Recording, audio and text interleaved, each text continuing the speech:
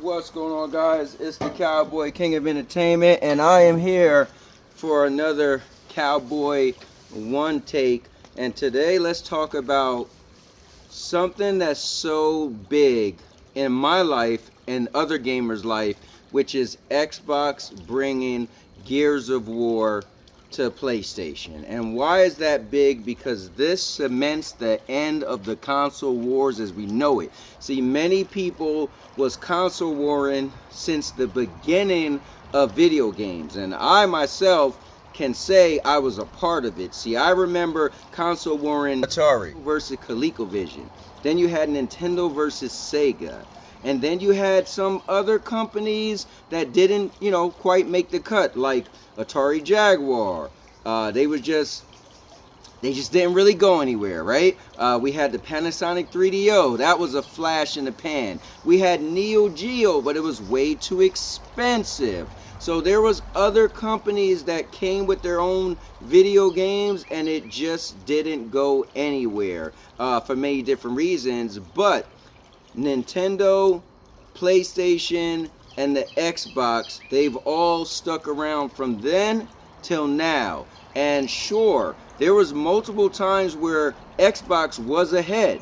There was many times where PlayStation was ahead. Now, in the most recent years, PlayStation has been the dominating factor, and console wars always started with the measuring stick being console sales, hence the term console wars. So once the PlayStation was just outselling Xboxes, people felt that PlayStation was leading. And also you had the whole Xbox has no games because PlayStation has more of the games that I guess was getting better sales, or gamers felt that they liked, games that actually won Game of the Year award, which there still has not been a Xbox exclusive game that actually was nominated for Game of the Year award, and that's the Jeff Keighley Game of the Years that started way back in the day on Sci-Fi or Spike or whatever it was. So why is this important? What's the point of stating all of those? Well, if you guys are a gamer, that's probably why you're watching this video. And today marks the date, and actually it was yesterday, but this time in our video game era marks the ending of the console wars, because I've always said, Xbox got a chance to jump back over as they did before in the 360 days, right? 360 era. But the one thing that will mark the wave, the white flag, the one thing that would stop any console war, any fanboy, any Xbot, sorry to say that, but the one thing that would stop you in your tracks from thinking Xbox has a chance to be the victor is if one of the staple games like Gears of War or Halo went to the competitor, which is PlayStation. Now, I don't bring up Nintendo as much because I personally feel Nintendo dropped out of the console war when they stopped primarily having third-party support. For me, they're really just kind of are on an island of their own. They're not really competing. They don't compete with third party. They don't compete with hardware. And if you say, hey, they have their own exclusives, a lot of people don't consider those exclusives to go head to head with the PlayStation or Xbox exclusives. So that's why I don't consider Nintendo. If you do, good for you. But back to PlayStation and Xbox, the fact that Gears of War, the original Gears of War, now called Gears of War Reloaded, that's going to be remastered, is coming to the competitor. That would be like God of War going to Xbox. That would be like Uncharted going to Xbox. That would be like, dare I say, The Last of Us going to Xbox. And I know people are going to say, well, Gran Turismo, what about that being a racing game? Well, guess what? It's still on PlayStation. It's not on Xbox. But yes, Forza is on PlayStation. But again, it's just a racing game, and I don't think it holds as much weight. Yes, people might say it's the best racing game, so they might say, well, that already went over to PlayStation, but it's not the same thing. When Gears of War came out, it changed the landscape of gaming with the the chainsaw gun, just the big, larger-than-life creatures, the story-driven narrations of the game. Marcus Phoenix is etched in stone in game, and you'll never forget him if you had a chance to play the Gears of War. And Gears of War 1 is still going to go down as one of the premier games of Xbox that shipped the landscape and made people say, I want to buy an Xbox. So, I will say this.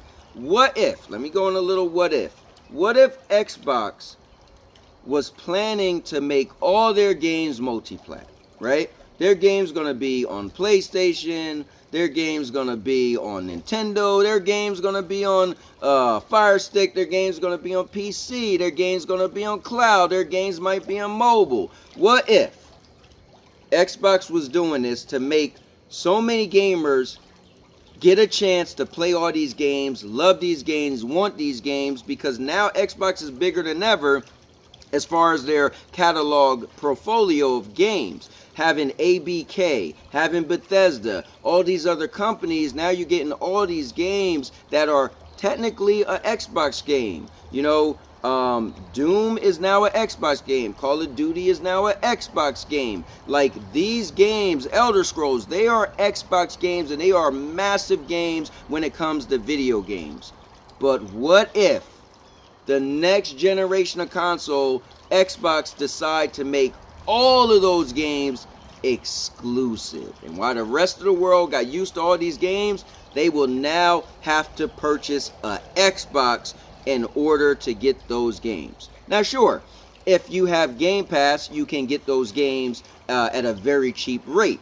But just imagine the power, the brand supremacy it would have if those games, the newer games, right? You can still play the older games that's been out now, current games, but imagine next generation if Xbox said, nope, now these games are exclusive to our new console. That would be such a power move for them as far as a console.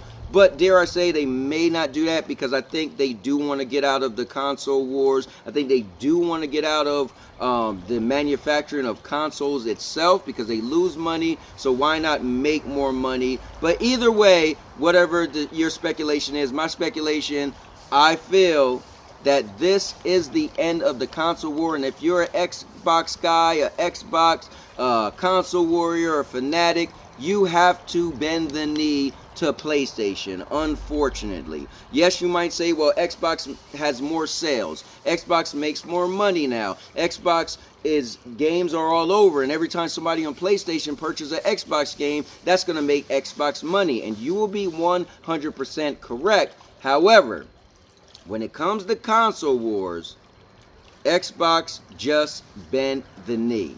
And PlayStation now is the victor.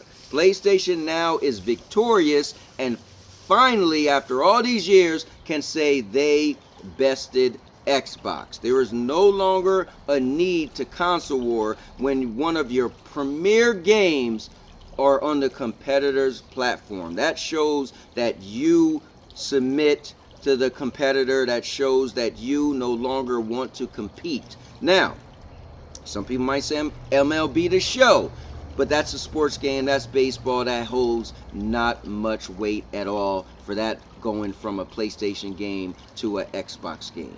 So to be honest with you, this is it. Like, this is it when it comes to the console wars.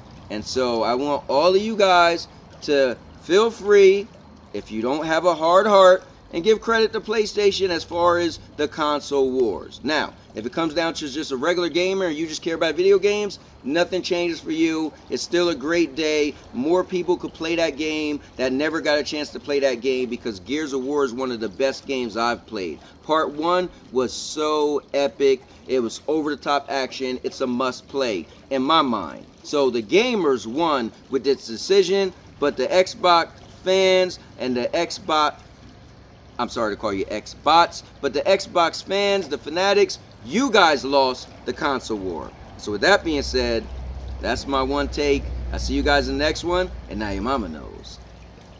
Oh, man. I'll make you famous. What's up, boy. Oh, man. And now, your mama knows.